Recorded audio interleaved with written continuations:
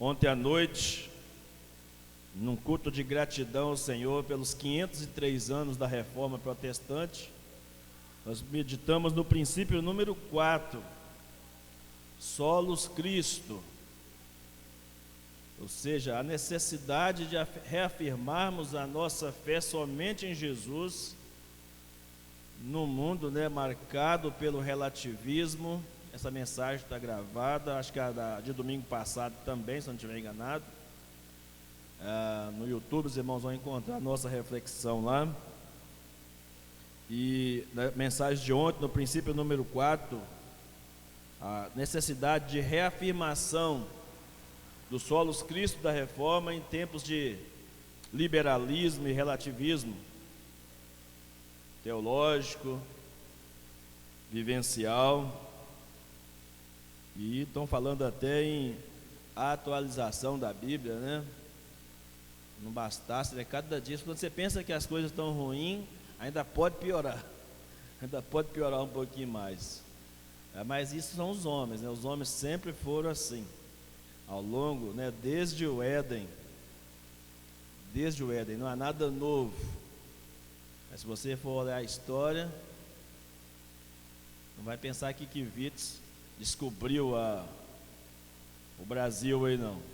Essas heresias já estavam lá no passado, desde Macião e tantos outros que vieram, os pais da igreja combatendo tais tentativas do inimigo de desprezar ou de menos valorizar a palavra de Deus. E hoje Deus nos dá a graça de meditarmos com os irmãos no princípio número 5, Soli Deo Glória, e é sobre isso que queremos compartilhar com os irmãos nesta noite. A suprema grandeza da glória de Deus.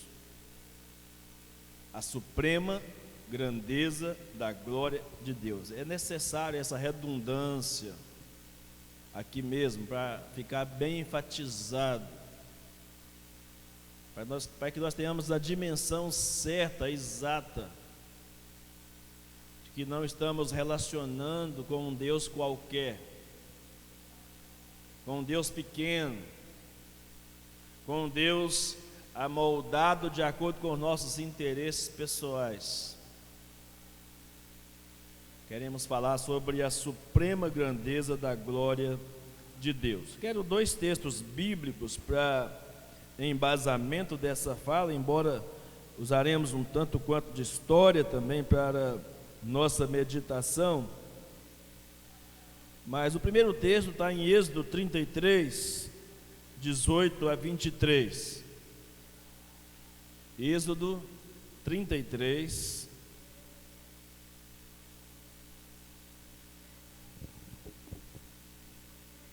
18 a 23.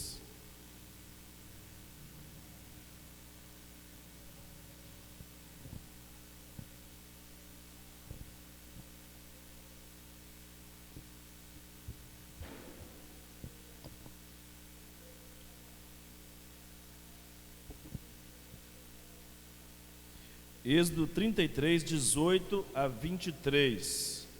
Diz assim a palavra de Deus: Então disse Moisés: Peço-te que me mostres a tua glória. E Deus respondeu: Diante de você farei passar toda a minha bondade, e diante de você proclamarei o meu nome, o Senhor. Terei misericórdia de quem eu quiser ter misericórdia, terei compaixão de quem eu quiser ter compaixão. E acrescentou: Você não poderá ver a minha face, porque ninguém poderá ver-me e continuar vivo. E prosseguiu o Senhor: Há aqui um lugar perto de mim, onde você ficará, em cima de uma rocha. E quando a minha glória passar, eu o colocarei numa fenda da rocha, e o cobrirei com a minha mão, até que eu tenha acabado de passar. E então tirarei a minha mão, e você verás as minhas costas, mas a minha face ninguém poderá ver. Êxodo 33, 18 a 23. Agora Isaías 43. Isaías 43, de 1 a 7.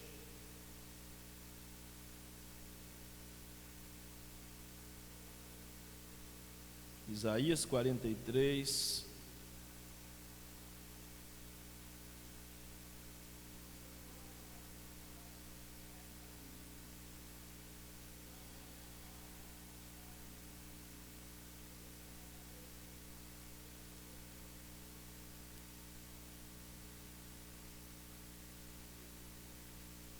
Isaías 43, de 1 a 7.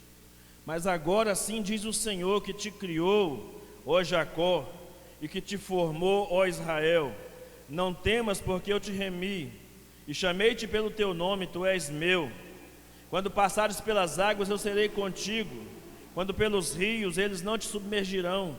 Quando passares pelo fogo, não te queimarás, nem a chama arderá em ti. Porque eu sou o Senhor teu Deus, o Santo de Israel, o teu Salvador. Eu dei o Egito por teu resgate, e a Etiópia e a Sabá por ti. Visto que fostes precioso aos meus olhos, digno de honra, e eu te amei e darei homens por ti e os povos pela tua vida. Não temas, porque sou contigo. Trarei a tua descendência desde o Oriente, e a juntarei desde o Ocidente, e direi ao Norte: entrega, e ao Sul: não retenhas. Trazei meus filhos de longe e minhas filhas das extremidades da terra, e a todos que são chamados pelo meu nome, e os que criei para a minha glória, e que formei e fiz, diz o Senhor. Amém. Falar da suprema grandeza da glória de Deus é falar da essência do próprio Deus, é falar da grandeza desse Deus que nós amamos, nós servimos, desse Deus que se apresenta como um Deus soberano. Quando Moisés pede a ele que lhe mostre a sua glória, a resposta de Deus é um tanto quanto inusitada. Poderia Deus, como fazem os homens, ser um exibicionista? Demonstrações espetaculares? Mas ele simplesmente diz: a minha glória é representada pelo meu nome, eu sou o Senhor. Quando Deus diz isso a Moisés, e ele exalta a sua própria bondade, e na sua bondade ele tem autoridade e soberania para aceitar e para rejeitar os homens. Então, quando se fala da glória de Deus, se fala da soberania absoluta de Deus.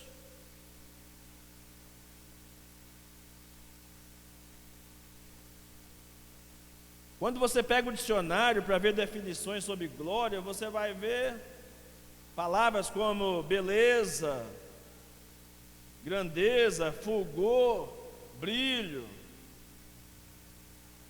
Mas todas essas palavras são insuficientes para descrever a suprema grandeza da sua glória.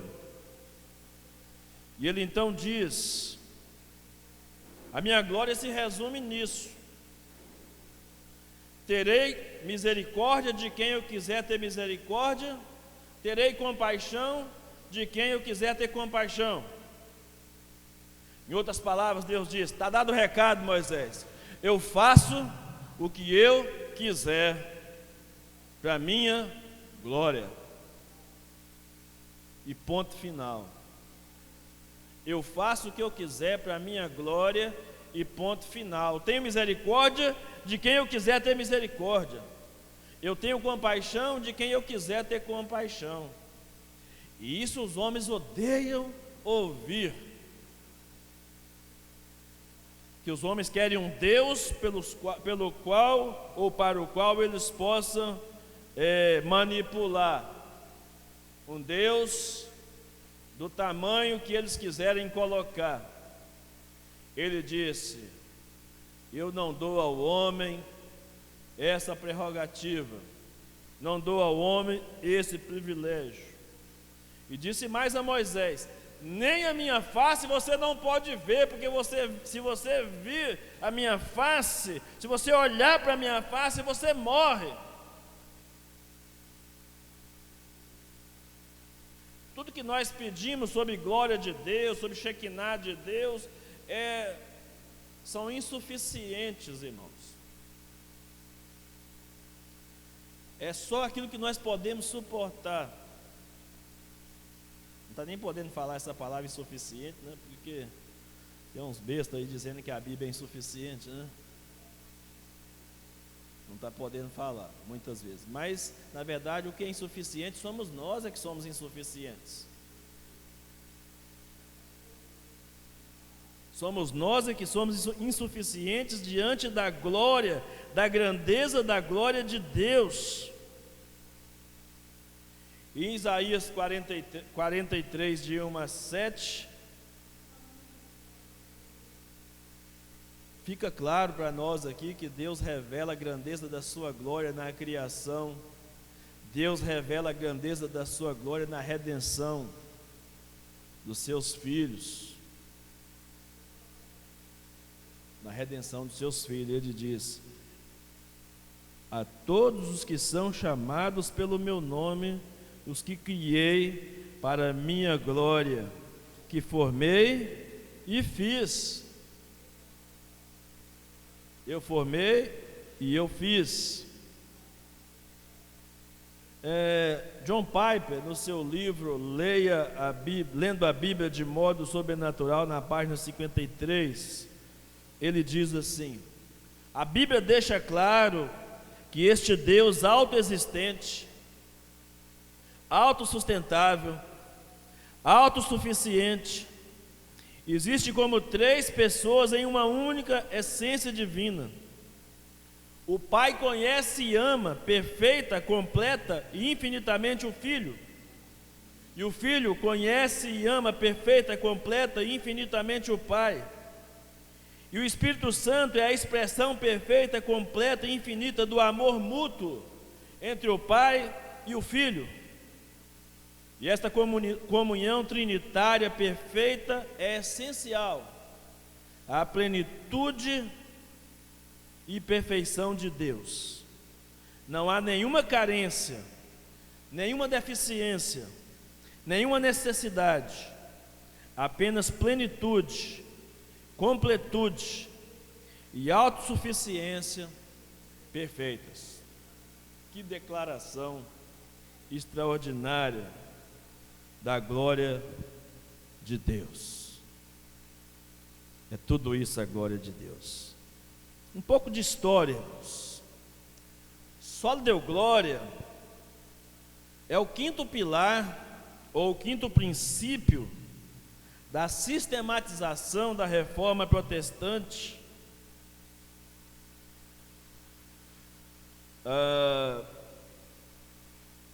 Mais uma daquelas expressões que Lutero e os reformadores usaram para confrontar as heresias da igreja do século XVI. E essa expressão só deu glória, pregada, cantada e reafirmada em alto e bom som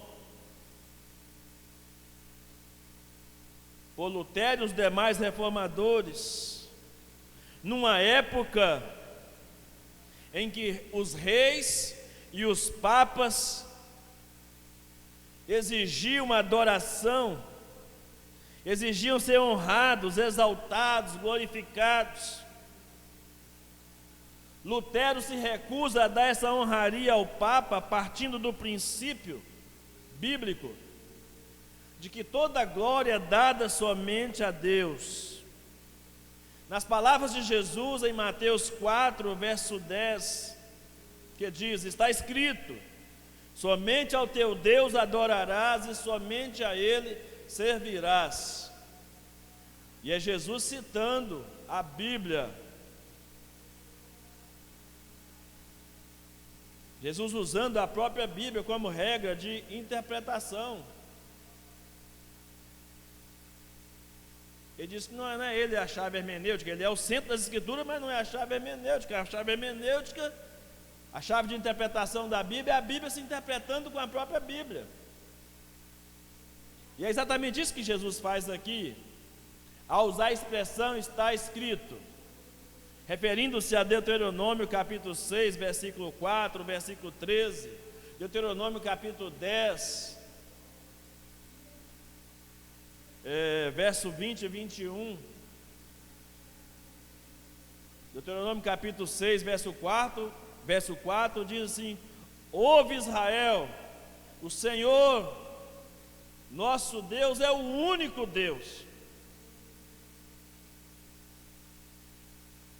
Não temerás outros deuses, não servirá outros deuses.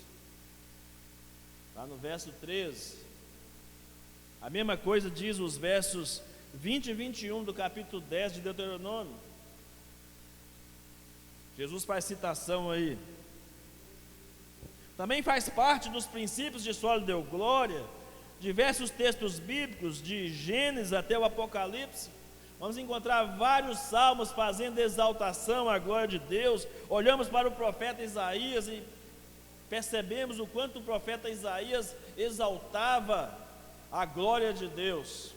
São muitos textos. Esse texto que eu usei aqui é apenas um dos muitos textos que o profeta Isaías se utiliza para exaltar a glória de Deus.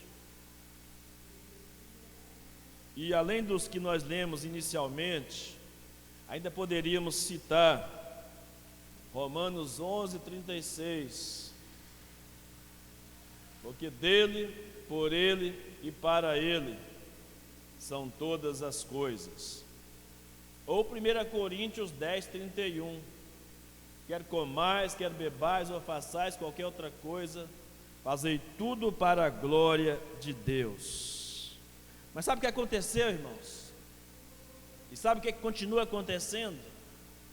É que ao longo da história, teólogos, filósofos, sociólogos, cientistas, pessoas comuns, sempre tentando tirar a glória de Deus, sempre tentando influenciar outros homens a tirar Deus do seu trono, tirar Deus da sua glória.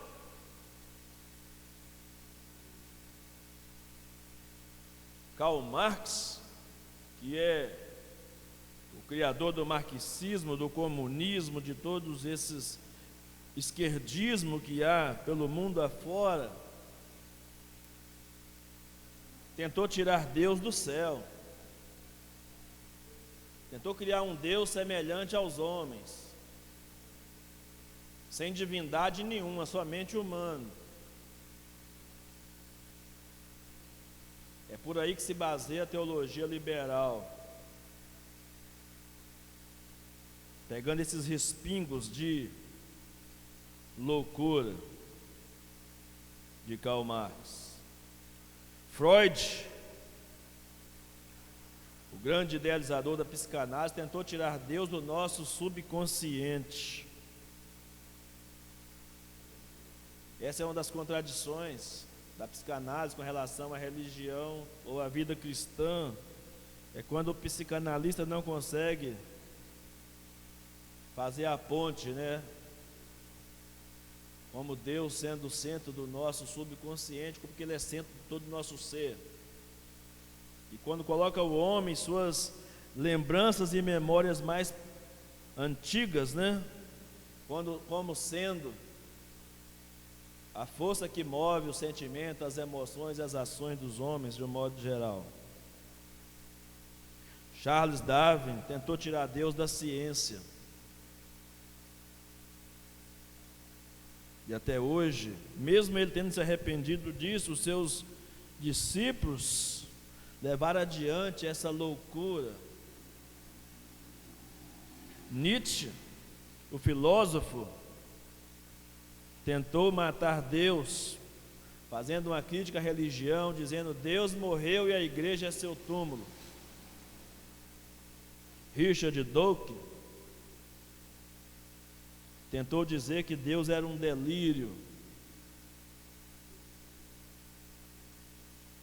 Irmãos, isso é apenas uma pequena amostra e uma constatação de que os homens têm dificuldade de fazer o que os Salmos diz: tributai ao Senhor glória e força, glória e honra, tributar honras e glórias ao Senhor. Essas investidas do homem contra Deus, apenas tentativas frustradas de, revelando toda maldade, toda perversidade do coração humano, de querer pegar a glória que é de Deus para si, tão somente para si. Então, coroando todos esses pilares da reforma, os reformadores trouxeram à tona a glória somente a Deus. E dar glória somente a Deus, irmãos, tem que ficar muito claro para nós. Dar glória somente para Deus significa que ninguém, nem homens, nem anjos, nem instituições, nem partidos políticos, nem governos, deve ocupar o lugar que pertence única e exclusivamente a Deus, no mundo e em nossa vida. Somente Ele é o Senhor. O que os reformadores fizeram e o que nós temos que fazer ao continuar levantando a bandeira dos princípios ou dos solas da reforma, ao dizer só lhe deu glória, é dizer que os homens não podem usurpar a prerrogativa que pertence a Deus, de receber toda a glória, toda a honra e todo o louvor. Não podem.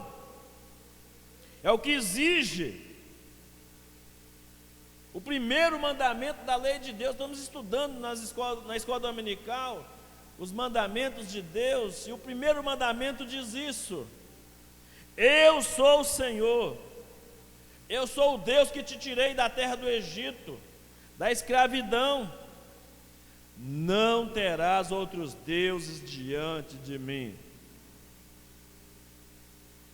Então, reafirmar o princípio de só lhe deu glória é dizer que nós concordamos de que Deus é o único Senhor, que nós queremos obedecer a sua palavra. Mas a história do homem, a história do ser humano, irmãos, é uma história de quebra constante desse mandamento. Depois do pecado, o que tem ocupado a mente, depois do homem ter pecado no jardim do Éden, o que tem ocupado a mente dos homens é exatamente o tempo todo se constituir deuses para si, no lugar do Deus verdadeiro. E geralmente esses deuses que os homens criam são representações de si mesmo. Quando decidem o que deve crer e o que não deve crer, quando os homens acham que pode dizer o que pode ser verdadeiro e o que não pode ser verdadeiro, os homens estão dizendo simplesmente que eles são o seu próprio Deus. Quando os homens usam esse argumento de usar Jesus como chave hermenêutica, isso é uma falácia, porque na verdade não é o Jesus das Escrituras que eles estão falando, é o Jesus que eles imaginaram, é o Jesus que eles criaram, para não dar a glória devida ao nome de Deus. Essa que é a verdade. A razão do homem distorcida pelo pecado é que eles usam como critério para a verdade e não as Escrituras sagradas. O que a igreja romana fez, irmãos? Por que houve esse mover de Deus através da reforma protestante? Porque quando a igreja romana se colocou na posição de julgar o que deve ou não deve aceitar nas Escrituras, na Bíblia Sagrada, quando ela decide que ela é a única intérprete, que os homens só poderiam ler, não poderiam interpretar, que só a igreja, só o magistério da igreja tinha autoridade para interpretar a Bíblia, ele está assumindo para si o lugar de Deus, porque a Bíblia se interpreta com a própria Bíblia, e a Bíblia é o livro de Deus. Quando a igreja romana prega a devoção a Maria e aos santos, ainda que diga que venera, mas não adora, está usurpando a Deus da prerrogativa que é exclusiva dele. Olha o que diz o profeta Isaías no capítulo 42, verso 8. Profeta Isaías, capítulo 42, versículo 8. Eu sou o Senhor, este é o meu nome, a minha glória, pois não darei a outrem, nem a minha honra às imagens de escultura. A doutrina católica romana, irmãos, com ênfase nos méritos e obras humanas, acompanhadas de muitos evangélicos que defendem isso, a participação do homem na sua salvação, infelizmente, rouba de Deus uma glória exclusiva dele. A glória de Deus é o fim para o qual ele criou todas as coisas, inclusive o homem, para a salvação, e o homem também, o ímpio, para o dia mau, a Bíblia diz em Provérbios.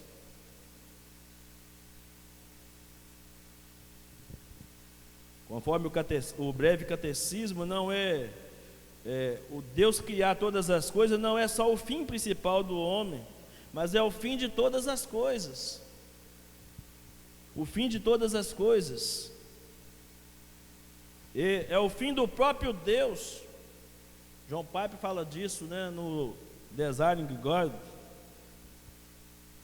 seu pequeno livreto, né, na página 13. Ele fala sobre isso. E o que é todas as coisas? Todas as coisas inclui a salvação dos eleitos, que visam a glória de Deus e não o bem-estar dos homens. Está em Efésios 1:6, Efésios 1:12, Efésios 1:14, o tempo todo falando sobre as riquezas da glória de Deus. Ele faz isso para o louvor da sua glória. Quando ele diz que nos elegeu nele antes da fundação do mundo, faz isso para o louvor da sua glória. Deus é glorificado até nos que se perdem. Olha o que diz Romanos capítulo 9. Romanos capítulo 9.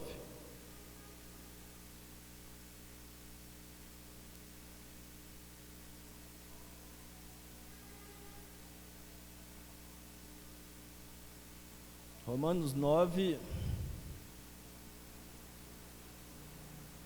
20 em diante. Quem és tu, ó homem, para discutires com Deus?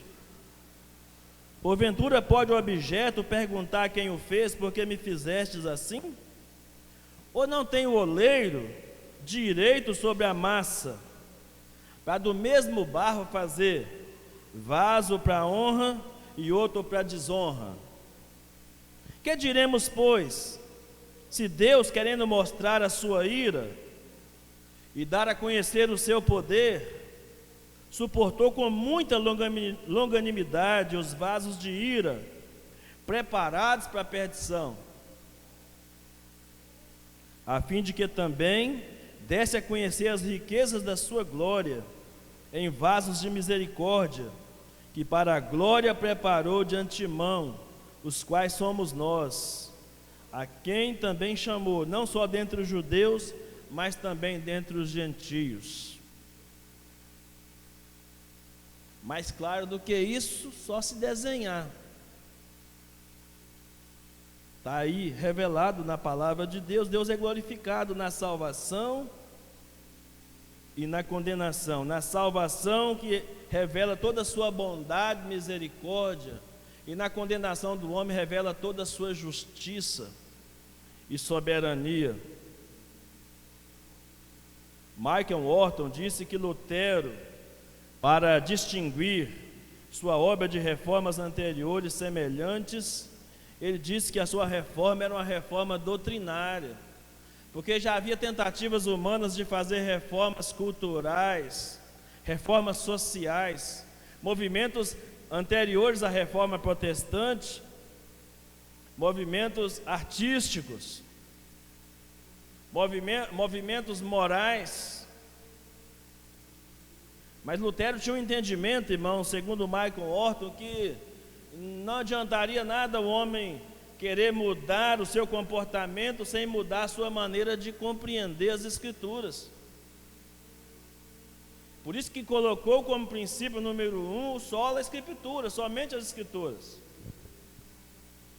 Foi por isso que ele fez isso.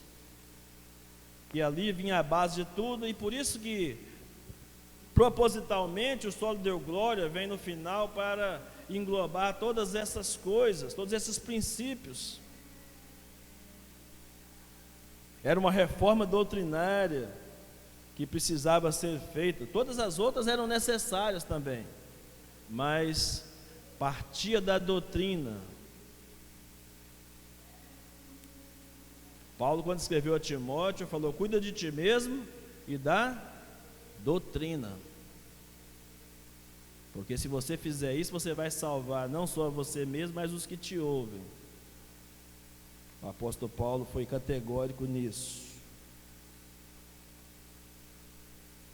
Um livro chamado Reforma Hoje, na página 124, o escritor sagrado o escritor desse livro diz o seguinte: quando os crentes estavam centrados em volta de Deus e sua obra salvífica em Cristo, seus cultos ajustavam sua visão a outro grau, deixavam de servir como pessoas mundanas para verem-se como pecadores redimidos, cuja vida só poderia ter um propósito: glorificar a Deus e gozá-lo para sempre.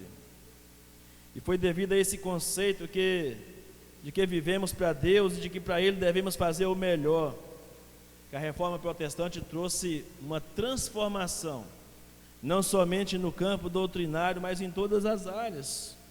Os músicos, os pintores, os escritores da época começaram a falar e a escrever e a compor, a pintar, tudo relativo ou relacionado com a glória de Deus. E é interessante que, por fim, quando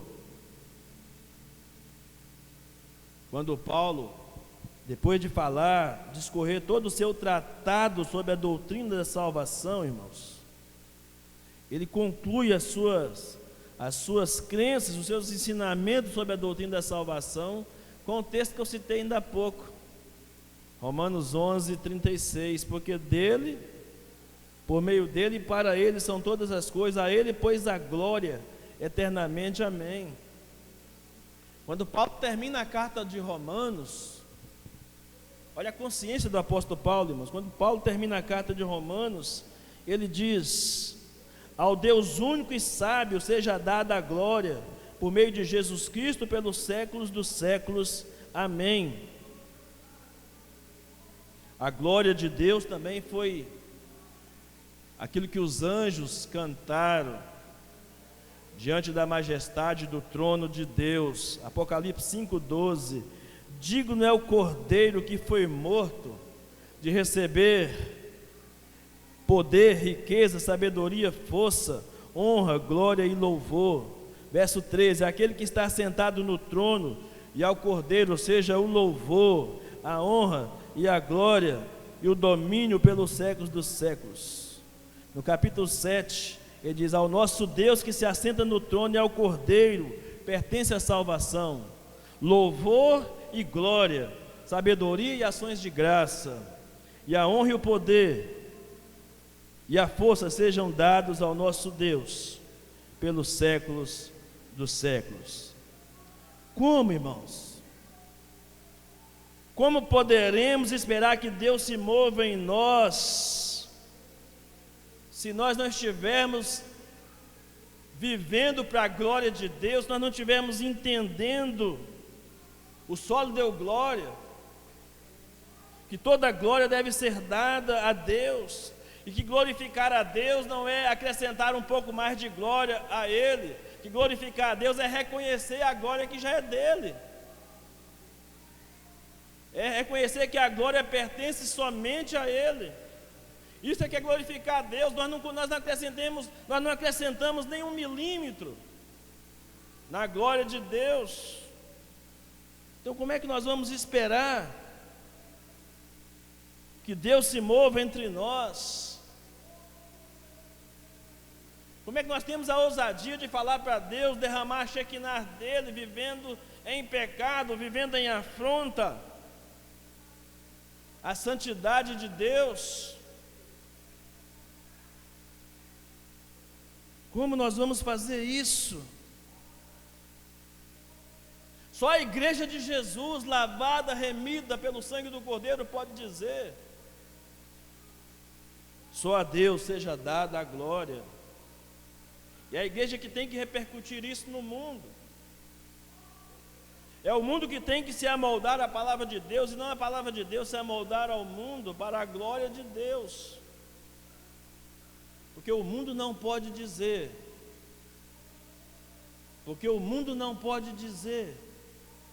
que a glória é somente de Deus, porque os homens querem a glória para si.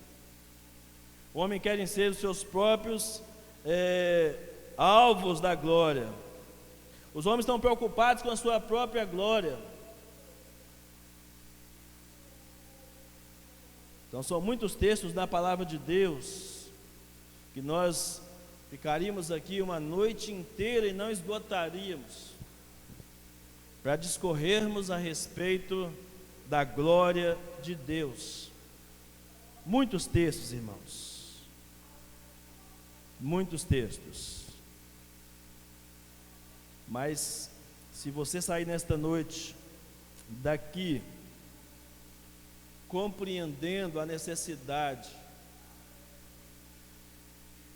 de o solo deu glória ser uma realidade para a sua vida, de que a sua existência de fato seja para a glória de Deus,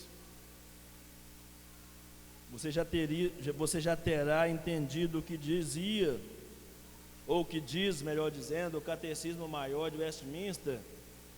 Qual é o fim supremo e principal do homem?